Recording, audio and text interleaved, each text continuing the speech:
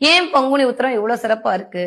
அப்ப கண்டிப்பாக நம்ம தவறவே விடக்கூடாத ஒரு நாளாக இந்த வருடத்தில் இந்த பங்குனி உத்திரம் அமைய போகுது. அப்ப அந்த பங்குனி உத்திரத்து அன்னைக்கு நமக்கு என்னெல்லாம் வேணுமோ லிஸ்ட் போட்டு முருகன்ட்ட கேட்டு வாங்கிக்கங்க.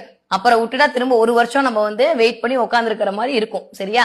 அப்ப இந்த பங்குனி உத்திரத்து அன்னைக்கு நம்ம என்ன பண்ண போறோம்? அரசு வேலை வேணும். இல்லங்க எனக்கு வேலை வேணும், எனக்கு ப்ரமோஷன் வேணும், எனக்கு பினான்சியலா நான் ரொம்ப வீக்கா இருக்கேன், என்ன மதிக்கவே மாட்டாங்க, என் திறமைக்கு என் தகுதிக்கு தகுந்த வேலை கிடைக்கவில்லை அப்படின்னு கொஞ்சம் ஒரு மாதிரி மனசு சஞ்சலப்படுற ஆட்களாக இருந்தீர்களே ஆனால் கண்டிப்பாக சூரிய ஹோரையில், நல்லா ஞாபகம் வச்சுக்கோங்க, சூரிய ஹோரையில ஒரு 6 விளக்கேற்றி, கண்டிப்பா நெய் விளக்கேற்றி உங்களுடைய அந்த 6 தீபத்தையும் சந்தன குங்குமம் போட்டு 6 தீபம் ஏற்றி அன்னைக்கு கோதுமையால் ஆன ஒரு அப்பமோ இல்ல கோதுமையால் ஆன ஒரு நைவேத்திய பொருளோ வச்சு நீங்க முருகப்பெருமானுக்கு படைச்சீங்கன்னா